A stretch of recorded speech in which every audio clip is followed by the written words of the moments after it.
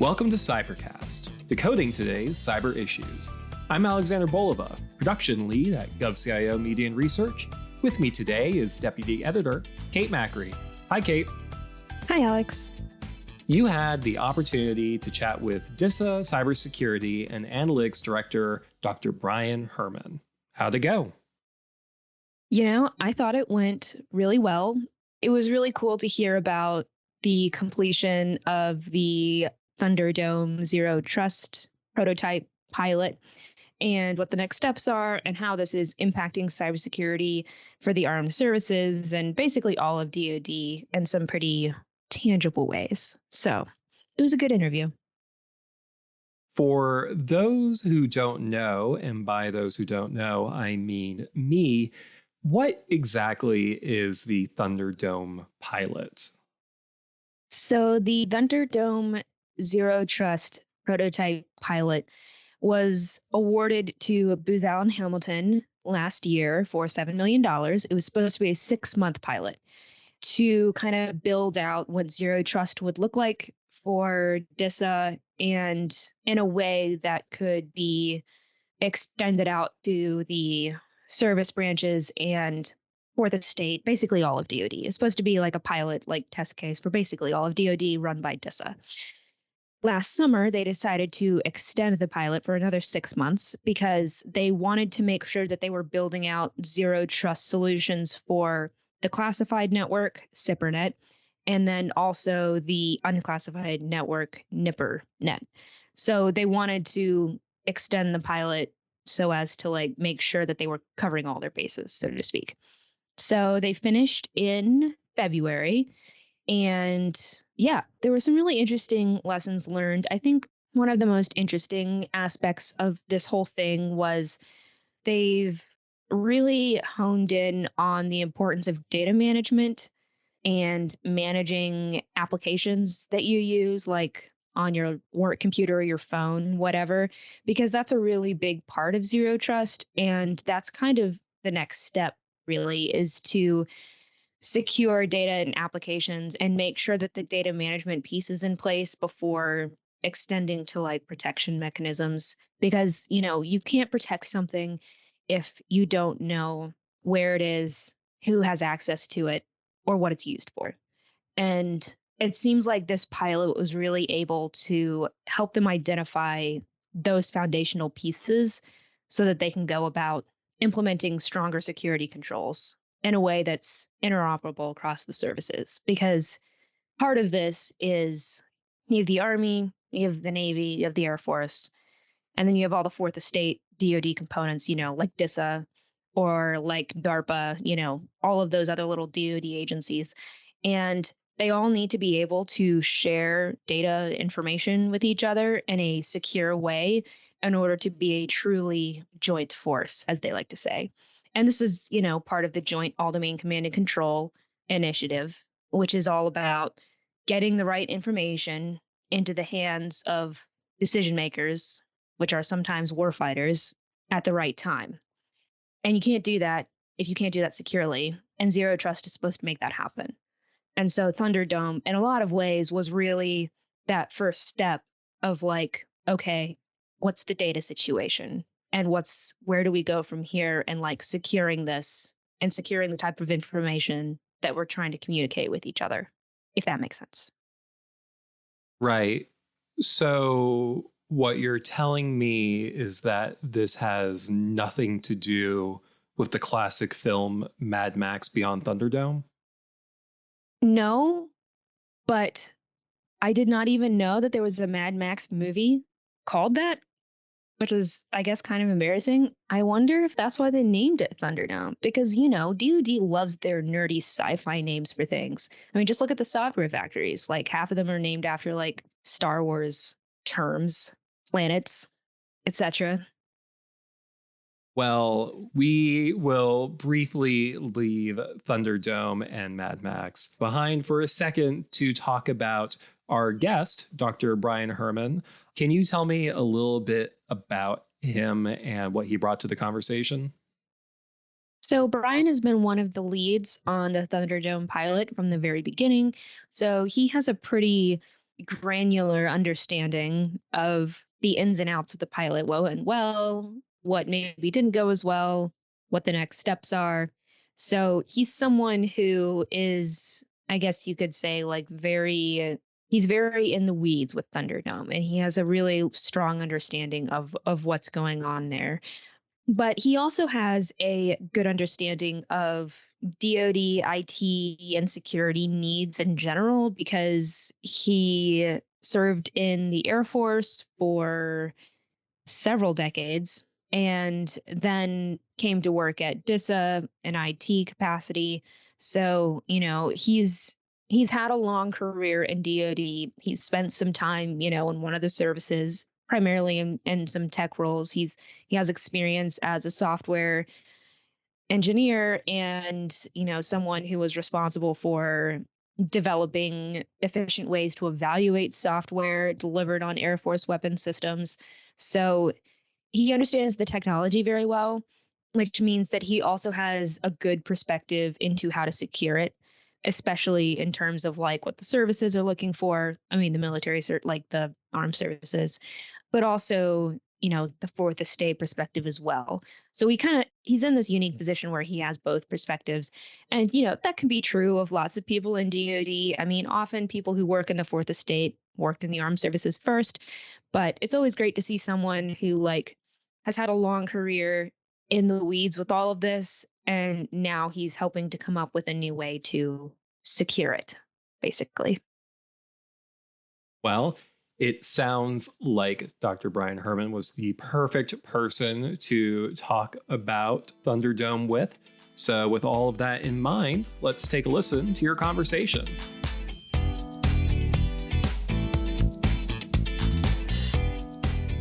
Thank you so much for joining me on Cybercast today, Dr. Herman.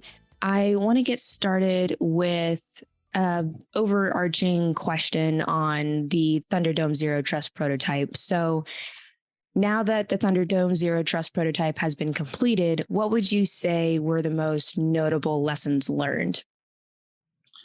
Hey, thank you for having me here today, and I appreciate the opportunity. Thunderdome has been a success. We went through the piloting activity, the prototype activity, and we proved it out on three sites on DISA's cyber terrain. So probably the biggest lessons that I think we probably can take away from this is that first, it's not just important to cover down on the activities that we need to accomplish for Zero Trust, but we also need to map those capabilities against our cyber terrain. And what I mean there is, in the case of DISA, we operate the backbone that connects a federation of networks for the Department of Defense. And we also operate some user-facing enclaves, such as the one that I'm using right now here at DISA headquarters. And so capabilities that we put in place need to work in every part of the terrain that we're responsible for, or else we have gaps, not just in functionality, but gaps in coverage for Zero Trust, and that's just not acceptable. So mapping capabilities to our terrain is extremely important. And ideally, the capabilities that we put in place can work on as many of those elements of our terrain as possible. So we'd rather not recreate the same functions with different tooling just because we're in one commercial cloud or another one, or perhaps even on-prem. So that's a huge first lesson that we've had to take away. Is the complexity of our terrain requires us to map that, as well as mapping the functionality. The second is that technical debt is real, and what I mean by that is that the firewalls that we've historically run, in many cases, haven't been kept up to date with where they ought to be, and so we found ourselves engaging in a lot of work with organizations that own the enclaves to make sure that we could update those and put it in place.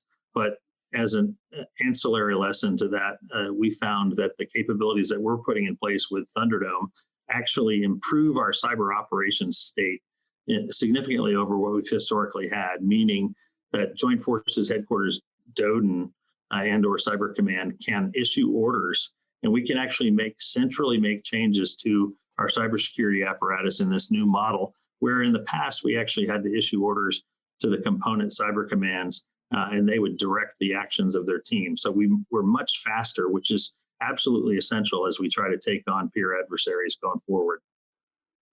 Maybe the third lesson that I would take away is that what we're trying to accomplish on the end user's desktop is tightly coupled with the rest of the security stack that we have on our endpoints.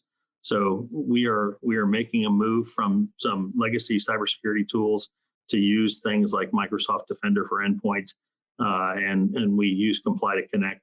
And the connections of those capabilities are absolutely essential for us to be successful as we go forward. And then the last thing I would leave you with there is that we have demonstrated that we can improve both the cybersecurity and the user experience at the same time. And we did that through smarter routing for users, both on their networks at work, physically at work, as well as for those teleworking employees historically using virtual private networking, but instead using the service access edge capabilities that we put in place for Thunderdome. Gotcha. So you mentioned that you're using a user interface that came out of Thunderdome right now. Can I follow up and ask how that works? Yeah. So that's actually one of those things that the user can see as part of a zero trust implementation. We call it Secure Access Service Edge, or SASE. And it's a direct replacement for what we've historically done with the remote access VPNs.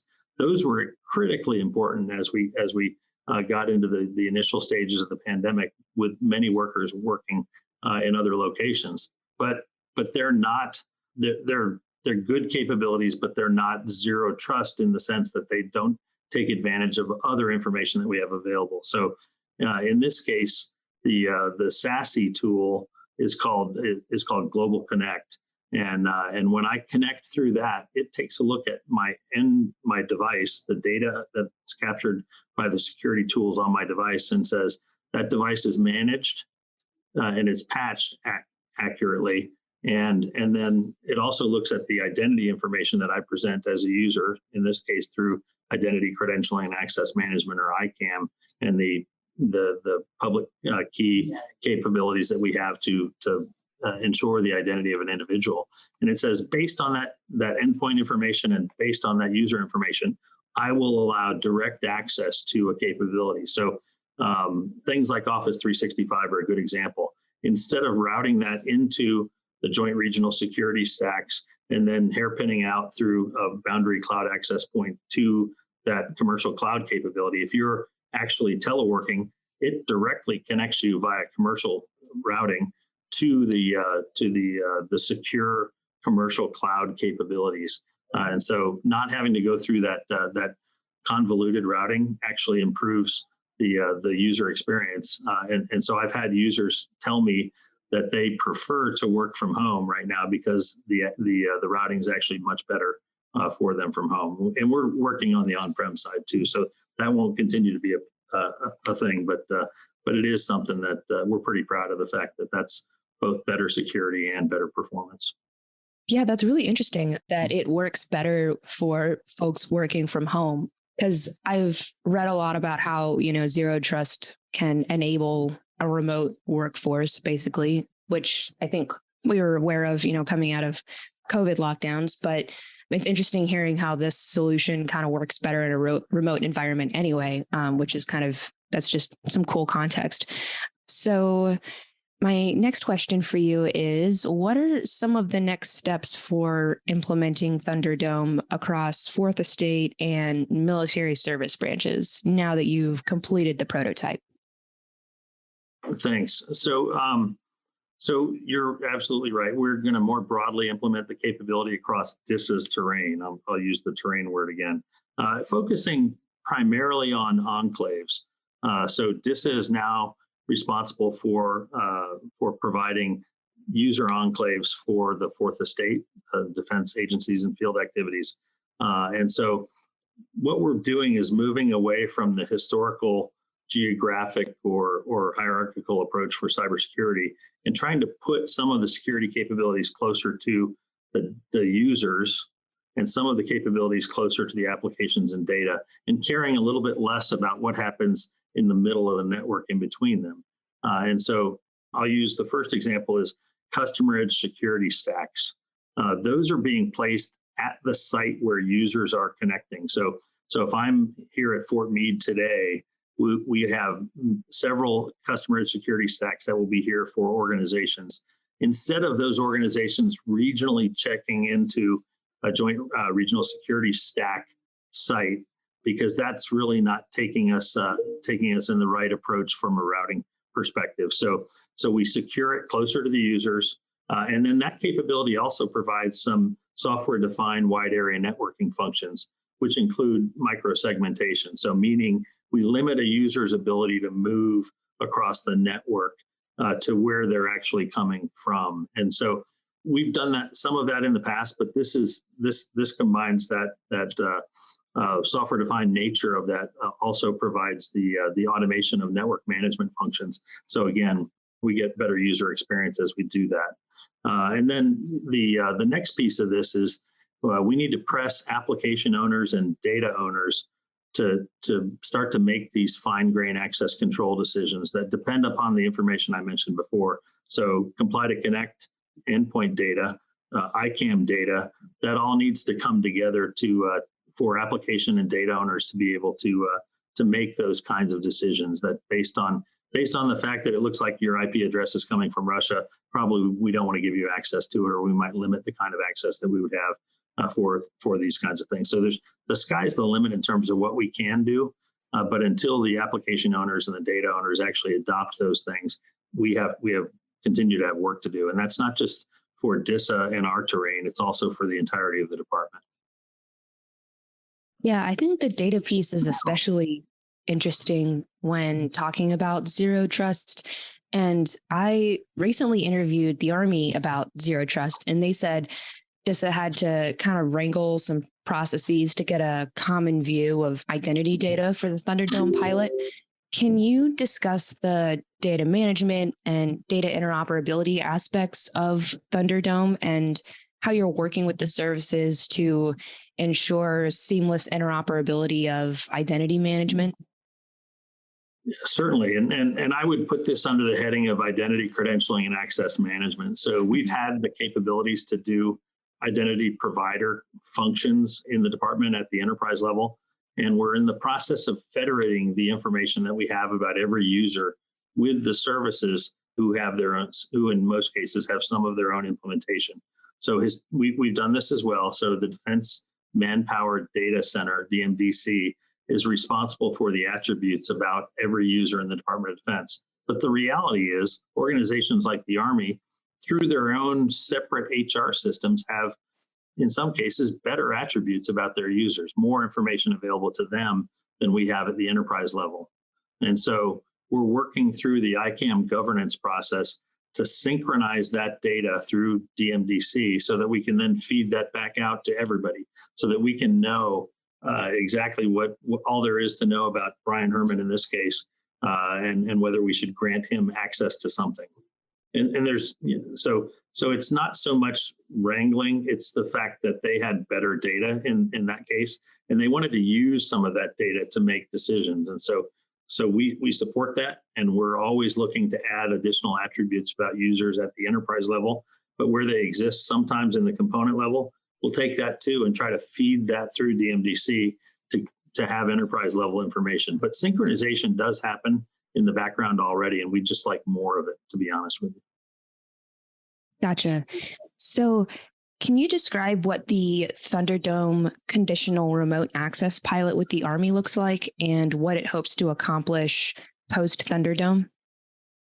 So I always have to say Thunderdome and Zero Trust are not a one-for-one replacement of what we've historically done with JRSS, but there's enough connections that we all have to figure it out. So in this case, the conditional access pilot with the Army is leveraging that secure access service edge or SASE capability that I mentioned before, so that they can look at how that actually works in ingesting the information about the endpoint and the information about the user to make those conditional access decisions for themselves. And so it's part of their Zero Trust journey, but it's also part of their post JRSS journey and they want to make sure that it meets the functional requirements that they've historically relied on remote access VPNs for.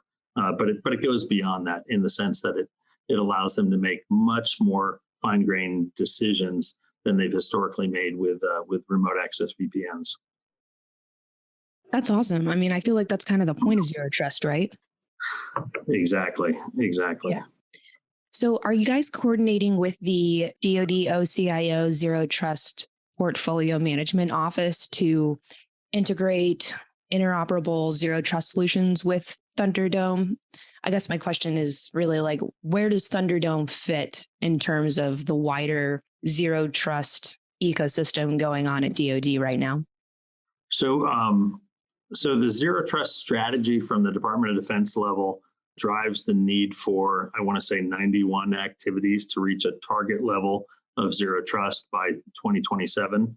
And then there's a total of 150 some odd activities to reach advanced stages of zero trust. We've evaluated Thunderdome along with ICAM and endpoint security and other capabilities that we have in place to show that for our terrain, we're covering approximately 131 of those 152 activities for the department. So we think it's a very mature set of capabilities. And I say that especially because I think we shouldn't look at this as zero trust as a solution. It's actually a set of things, a suite of tools that get us to a better state for cybersecurity in terms of the functions and the terrain that we cover. So one of the lessons that we did learn is that the secure access service edge capabilities that are out there, and there's several that industry provides, they're not interoperable.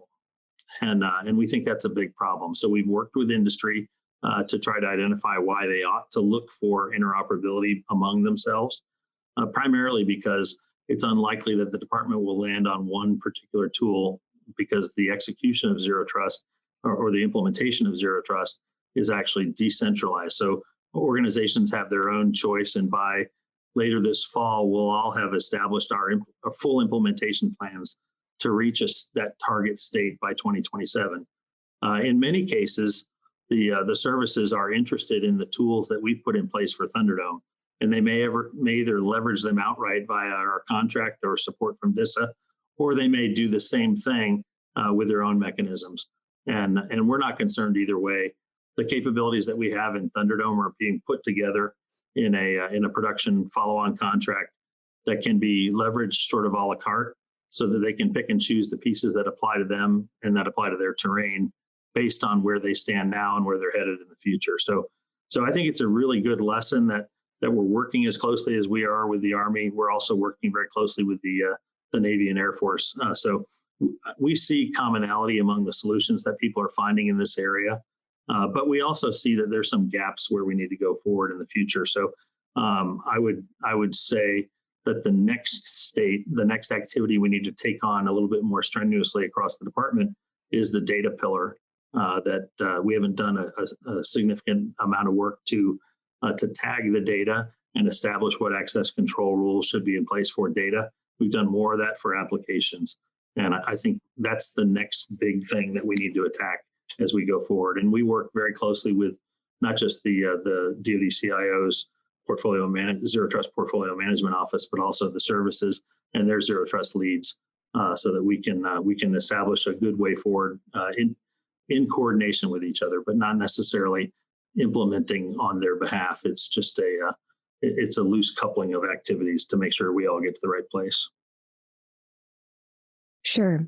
So would you say that zero trust is kind of a way to build upon and iterate current cybersecurity solutions that you guys already have, except in a more responsive and agile way?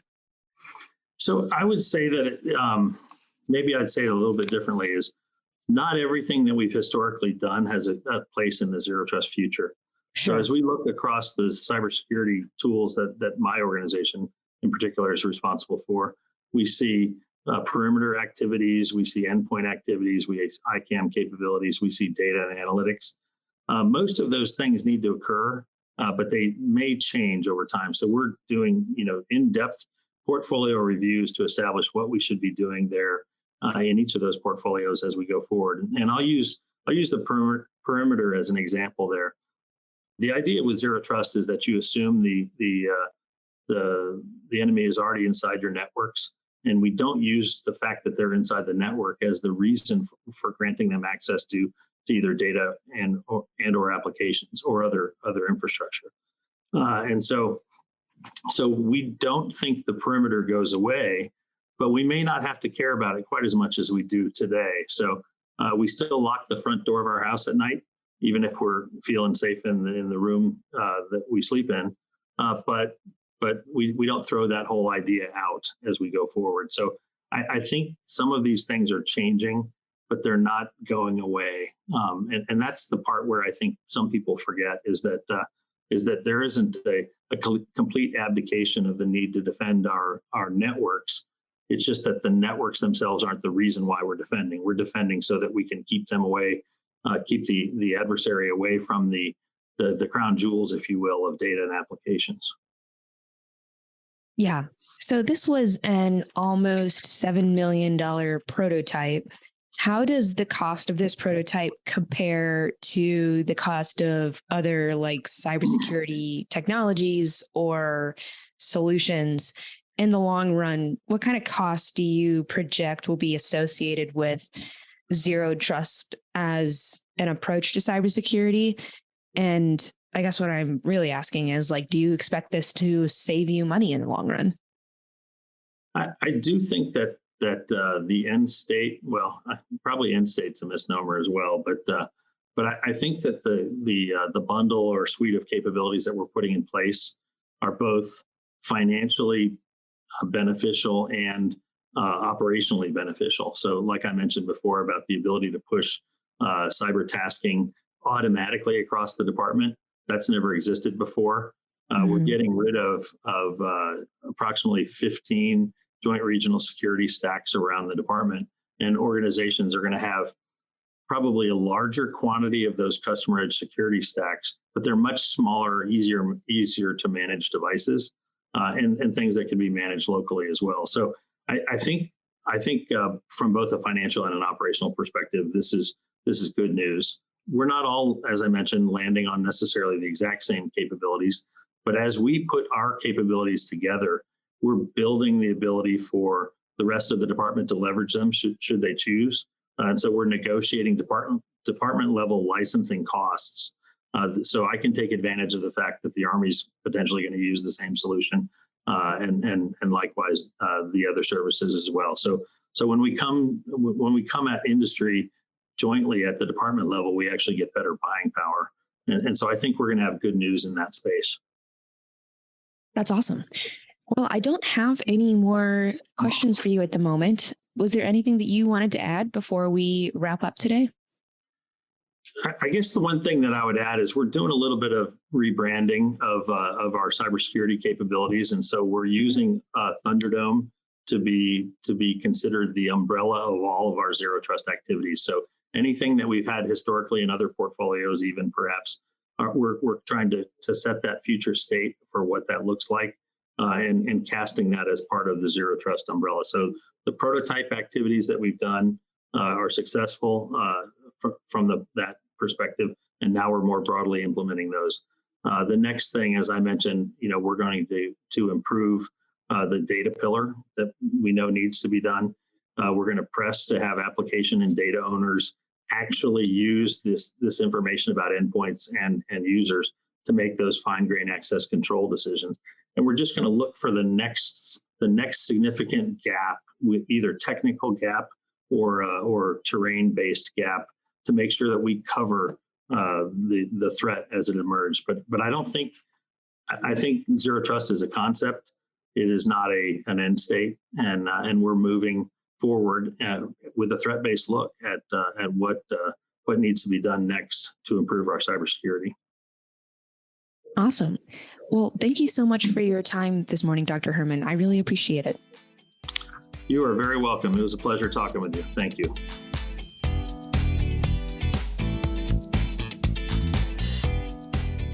Thank you, Kate. That was a terrific interview.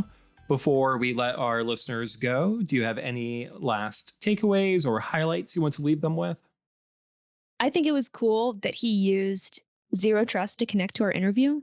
I thought that was a fun little anecdote. Like, oh, this is cool. We're seeing Zero Trust in action. Zero Trust is what made this interview possible. So you're welcome. So that was cool. But then it was also really interesting to hear, his perspective on what the Army is trying to do with Zero Trust, because the Army has a lot of initiatives around Zero Trust right now, and they are doing a follow-up pilot with the Army right now. DISA is. And it was interesting talking to the Army a couple of months ago and kind of getting their perspective on Zero Trust and also Thunderdome, and like where they see gaps and where they need to focus their time and attention. And then going back and talking to DISA about that a little bit more and hearing their perspective on how they can ensure seamless interoperability of identity management, which is, a core pillar of Zero Trust across the armed services and the Fourth Estate. So it was also nice to get the additional context of the fact that Thunderdome is the umbrella for all Zero Trust activities at DoD right now. So that kind of gives you an idea of how important Thunderdome is for cybersecurity across the Defense Department and Defense Industrial Base. But then it also gave me some ideas for what to pursue for my next podcast interview, which is, securing data and applications is the next big thing. It's the next step. So get ready for more editorial content on application security. What a great note to end on, and a great reminder to subscribe to Cybercast wherever you listen to make sure that you don't miss a single thing in this world of cybersecurity. We'll be back in 2 weeks with a brand new Cybercast, but until then, I'm Alexander Bolova. I'm Kate Macri. Thank you for listening. Cybercast, along with GovCast and HealthCast, is a production of GovCIO Media and Research. For more podcasts and to check out the other shows, head to govciomedia.com. Watch out for new episodes released every Tuesday and Wednesday across our shows. You can follow all of them on your favorite podcast platform. And if you like what you heard, make sure to let us know by leaving a review. And if you have any topics you think we should look into, contact us at newsletter@govcio.com.